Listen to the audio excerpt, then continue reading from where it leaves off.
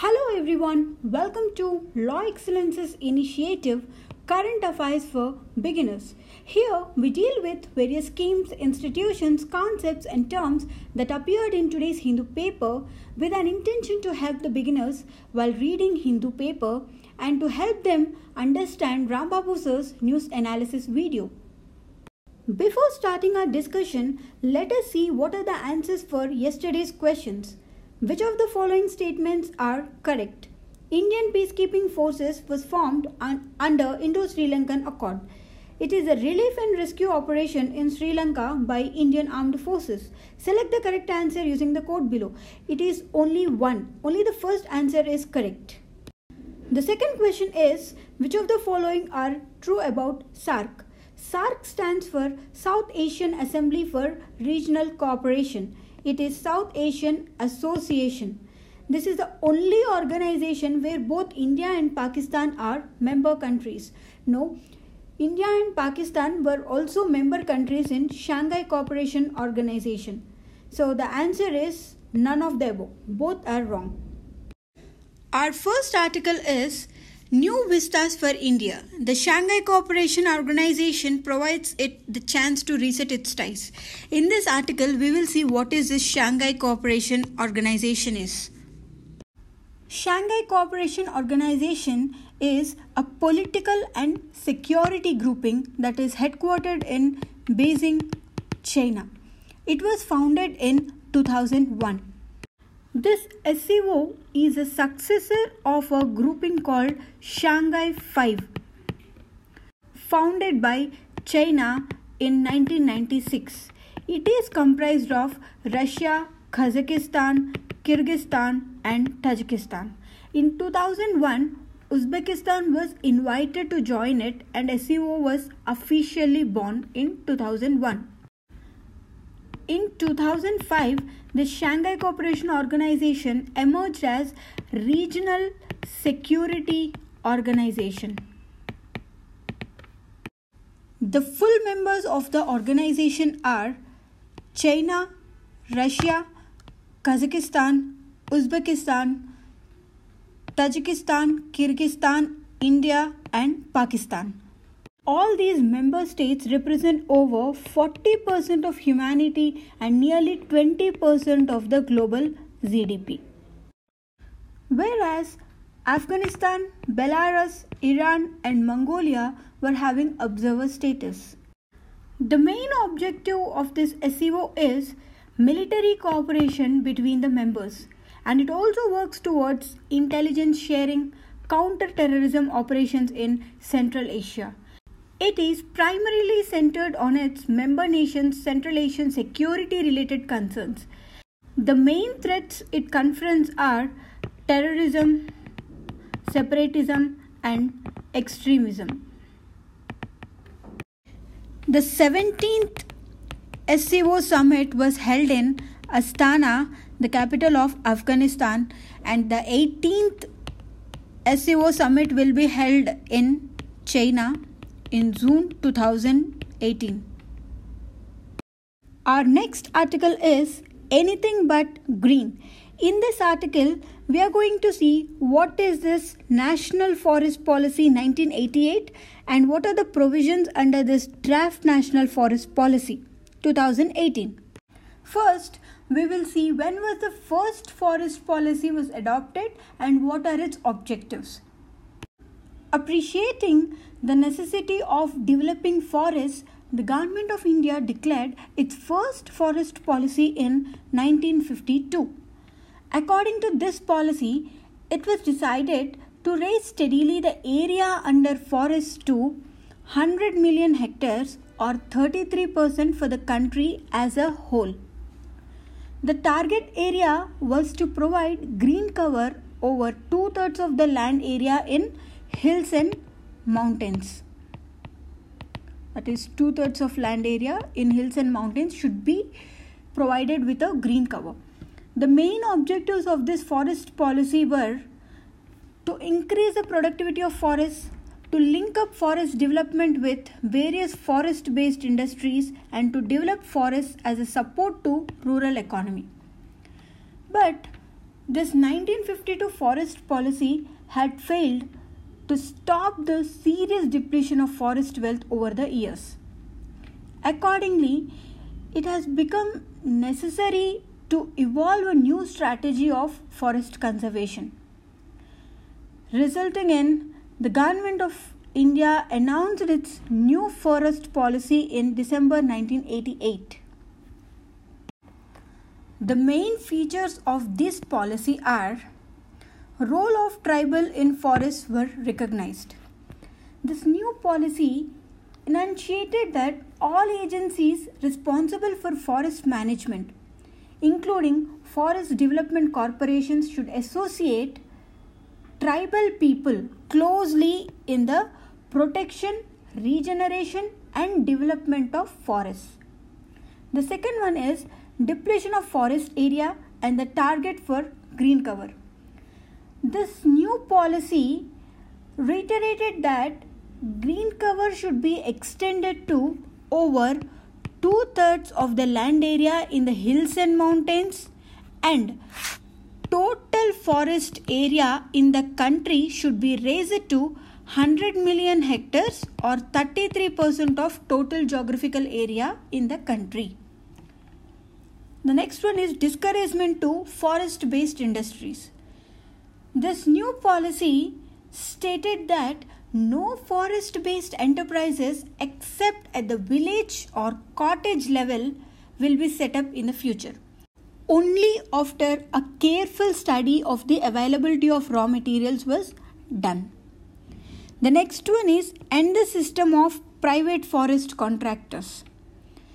This new policy advocated an end to the system of contractors working in the forests.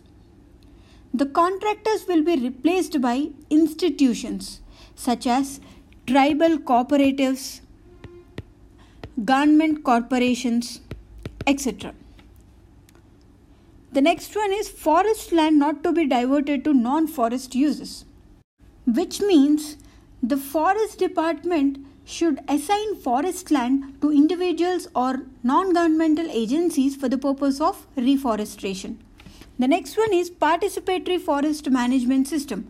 This new strategy involved rural people, particularly women in tribal community, who have intimate knowledge of plant species, their growth characteristics, utility and medicinal values. They also know the specific requirements of fuel, fodder, timber and other non-food products. Now we'll see what is this Draft National Forest Policy 2018 is. The Ministry of Environment, Forest and Climate Change has recently released this Draft National Forest Policy 2018 with an aim to bring a minimum of 1/3 of total geographical area under the forest or tree cover in order to address the concern of decline in forest productivity. Let us see what is the approach suggested by this Draft National Forest Policy compared to 1988's Forest Policy.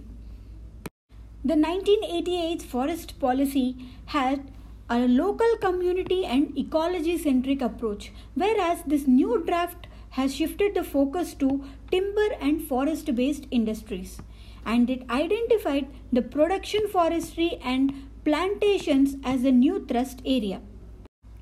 In 1988's policy, the rights of local and communities were given importance and the forest-based industries were not encouraged, whereas in 2018, this was substituted by the demand for raw material from forest-based industries, and the draft aimed to use the degraded land available with forest corporations to produce quality timber, which is against the emphasis on fuel wood and fodder development according to 1988's policy.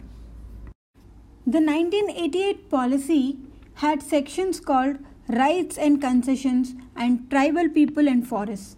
This was replaced by ideas of production forestry to increase the productivity of forest plantations and facilitate forest industry interface.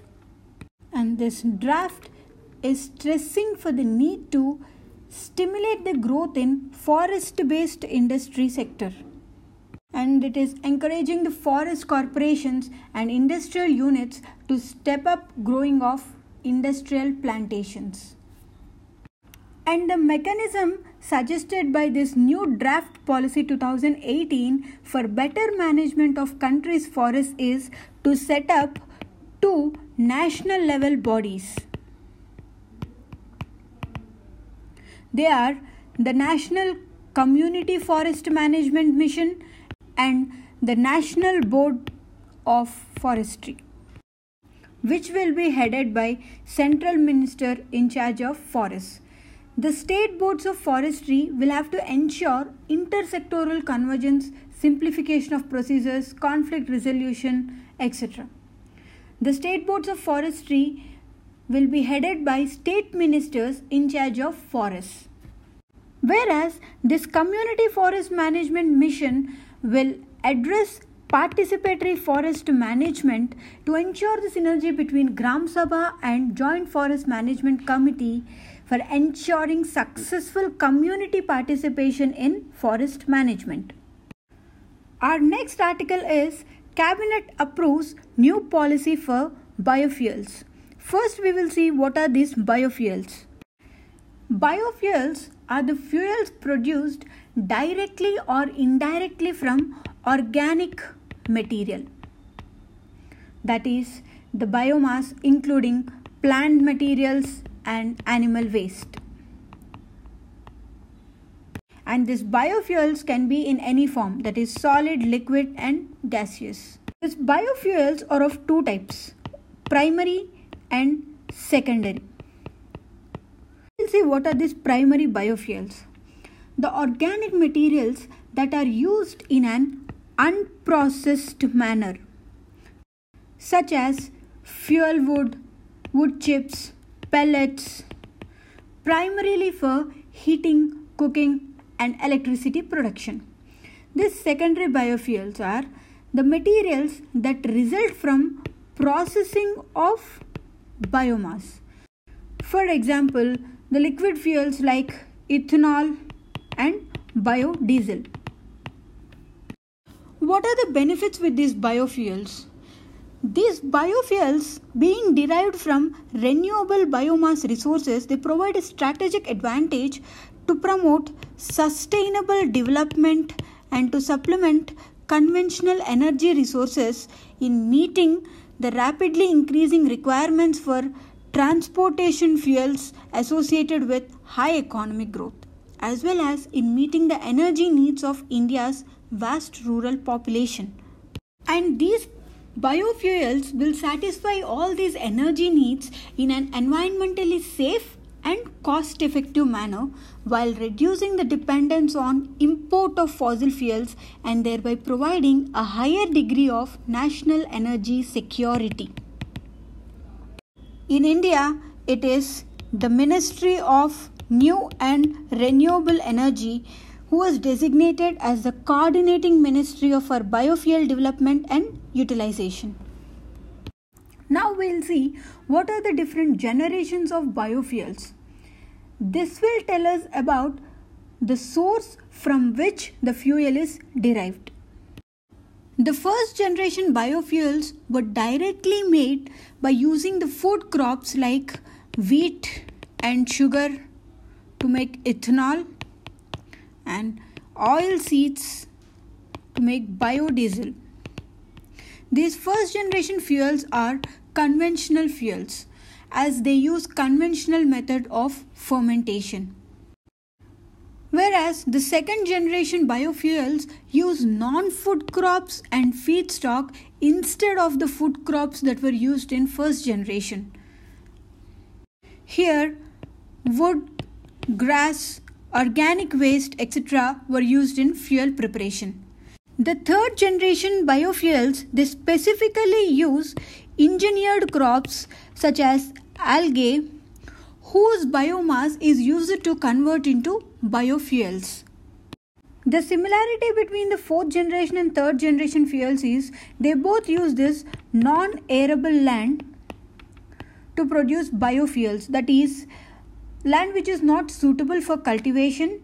But the difference is, to produce this fourth generation biofuels, there is no need to destruct the biomass. These fourth generation fuels are carbon negative because they take away more carbon dioxide than it produces. Now we'll see what are the questions from today's video. Which one of the following is not a member of Shanghai Cooperation Organization? Russia, Kazakhstan, Ukraine, Uzbekistan. Which among the following are not biofuels? Biodiesel, ethanol, charcoal, wood, syngas. Select the correct code from below. Post your answers in the comment box and these will be discussed in tomorrow's video. Thank you.